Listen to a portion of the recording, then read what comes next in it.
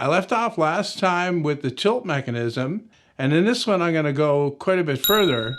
But first I want to cover a change that I made and some work that I did in between. First, I shortened the trunnion frames, and what that does is it allows me to get support for the top closer to the saw itself.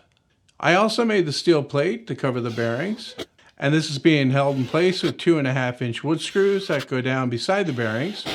And then I took it all apart again and gave everything 2 coats of water-based polyurethane.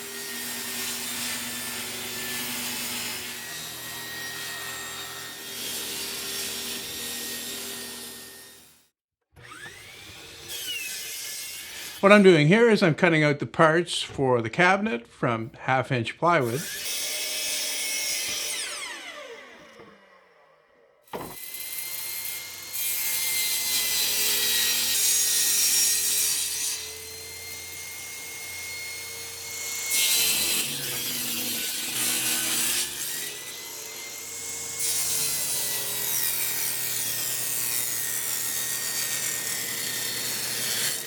And these strips of solid maple are for the corners of the cabinet. And I want to get that fastened to the front and back panels so that I can let it dry before I put the cabinet together.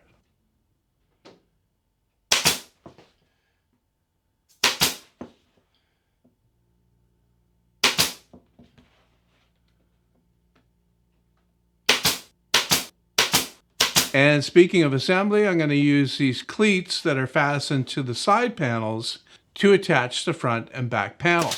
And immediately after that, I got the cabinet put together, but unfortunately I lost that footage, so I can't show it here. I did manage to save this though. This is one of the rails that goes across the front and back of the cabinet that the trunnion frames hang from. And then after I got the cabinet put together, I decided to make the stand for the saw. And if you're interested in watching that video, it's posted on my Patreon or channel members, or you can go to the build article on my website for this project, and there's a link to it there. This is a bracket for the third trunnion, and to fasten it, I'm just going to put a couple of pins in to hold it until I can drill and drive the screws.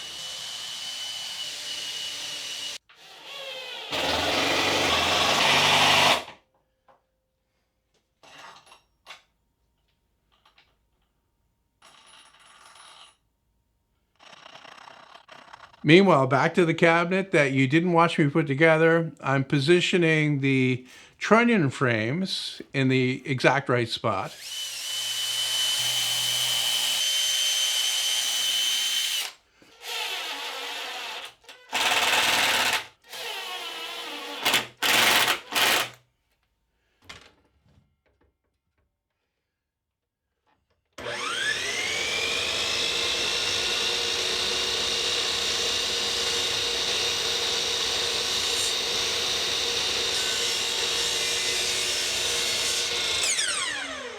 Now I've got the lift crank here, and to lock it onto the lead screw shaft, I'm going to cut a slot in the back, and a pin that will go through that lead screw will lock into that slot.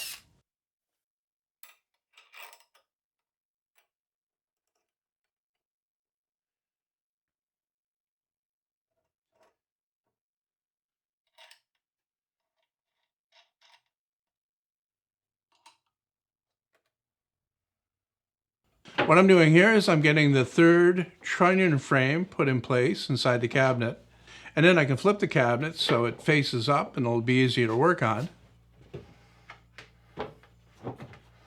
I've got my square clamped in place on the cabinet to make sure that the cabinet is actually very square. I've also measured from corner to corner to double check, and now I'm going to drive screws into that third trunnion frame to hold it in place. Once again, I'm not using any glue here in case I need to adjust this in the future.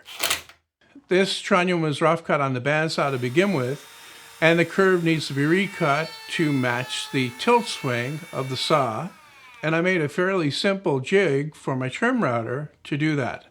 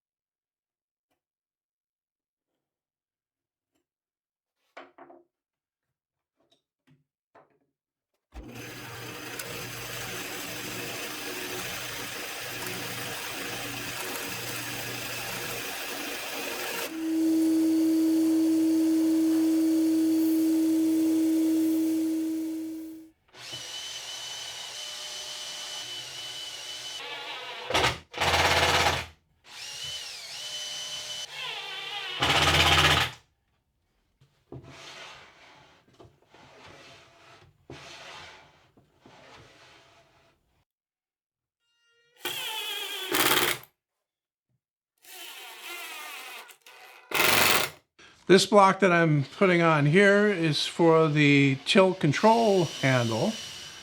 There's going to be a 1/2-inch threaded rod that goes through that.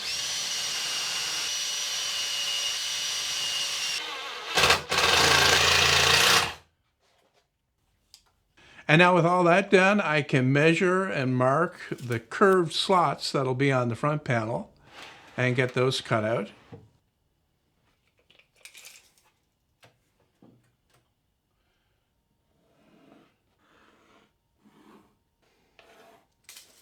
The top one is for the lead screw with the lift crank, and then the bottom one is for the tilt control locking handle and the pointer as well.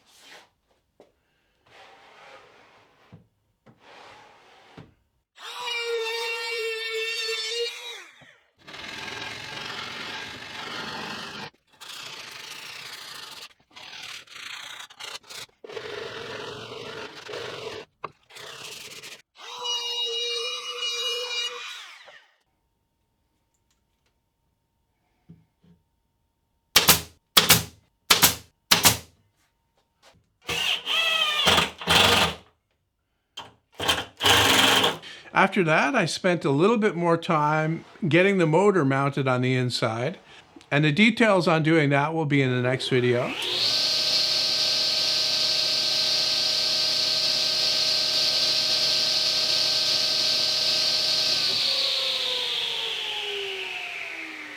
But with that done, I could start it up for the first time and see how it runs.